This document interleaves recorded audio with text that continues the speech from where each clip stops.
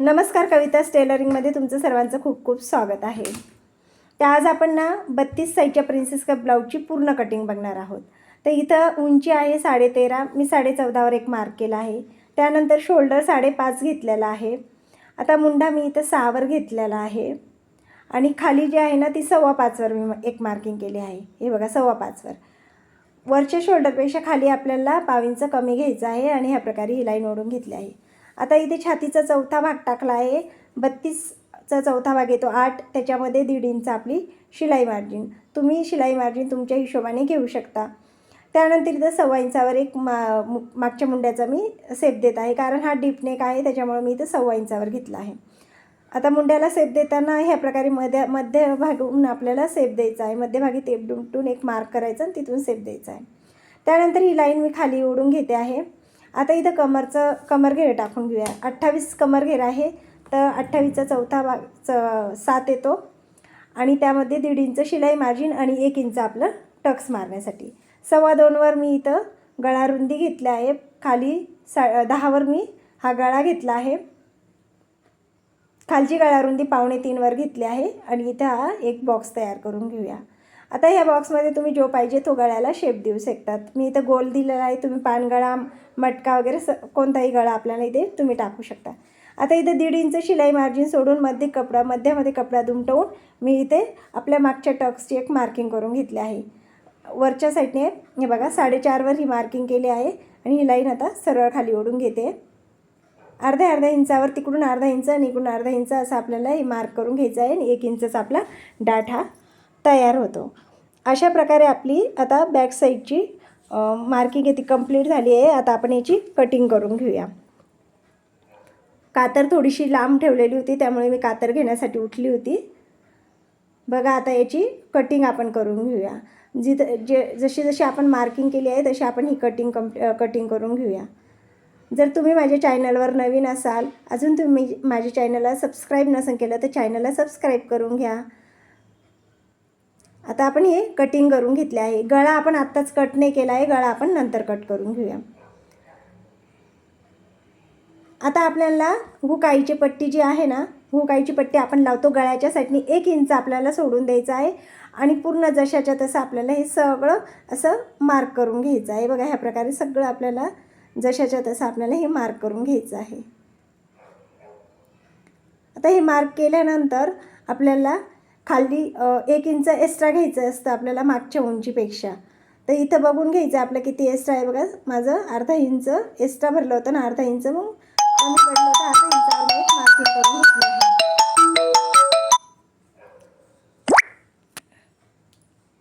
आता मी गळा 2.25वर गळ्याची रुंदी घेतली आहे आणि खालची गळा रुंदी ही 2.25वर घेतली आहे आणि गळा लांबी ही 7वर घेतली आहे. आता इथे टक्स पॉईंट टाकून घेऊया. आता नाही, आपण आता शोल्डर बघून घेऊया की आपलं जेवढं आपण शोल्डर 5.5वर घेतलं होतं ना, की तेवढंच आलं आहे की नाही बरोबर.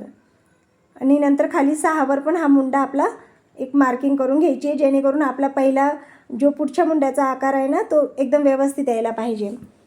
ह्या प्रकारे आता 1वर आपण हा मुंड्याचा सेप देऊन घेऊया.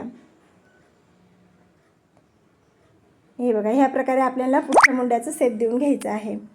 त्यानंतर इथे टक्स पॉईंट टाकून घ्यायचा आहे. 10.5वर मी टक्स पॉईंट टाकला आहे.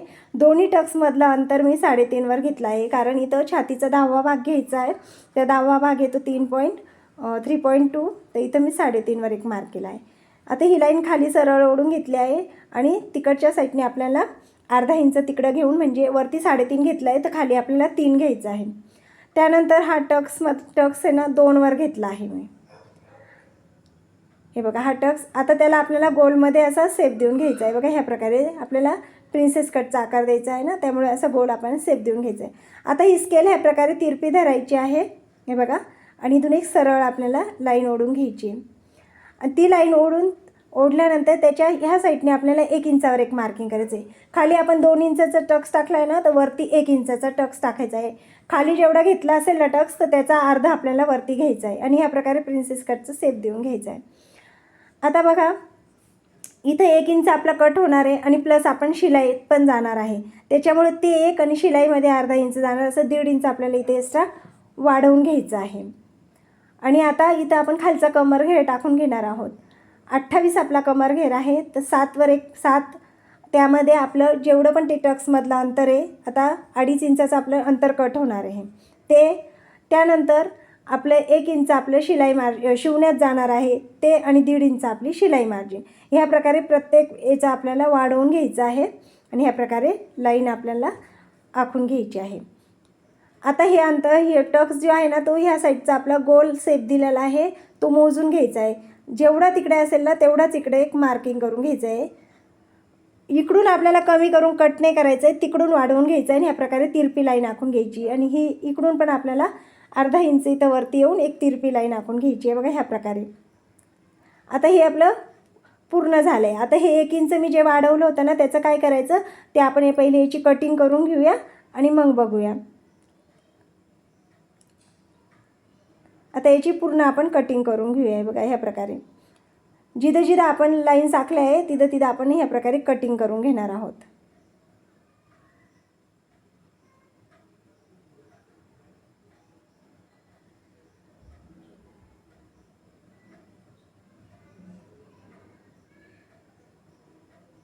गळा आपल्याला कट करून घ्यायचा आहे. याचा मागचा गळा आपण नंतर जेव्हा आपण ब्लाऊज शिवतो ना तेव्हा तो गळा आपण कट करून घेऊया.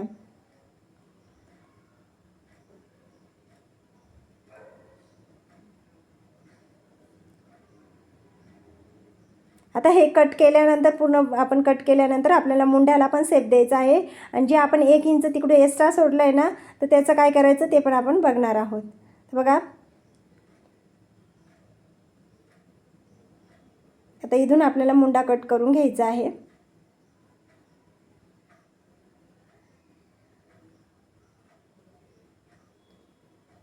आता आपला हे जे मध्ये उरलेला आहे ना जो टक्स, तो पण आपल्याला कट करून घ्यायचा आहे. बघा, एवढा कपडा आपला निघून गेल्यानंतर आपल्याला कोणत्याही प्रकारची इथं चुन्या पडत नाही.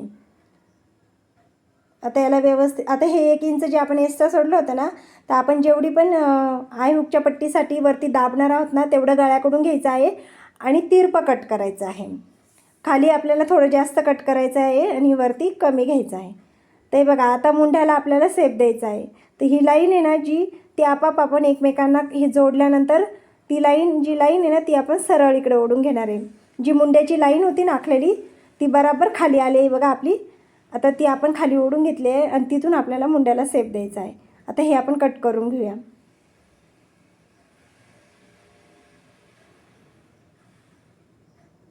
हे बघा, ह्या प्रकारे आपल्या पुढच्या मुंड्याचा शेप देऊन झालेला आहे. हे बघा, अशा प्रकारे ही प्रिन्सेस कट ब्लाऊजची कटिंग आपली कंप्लीट.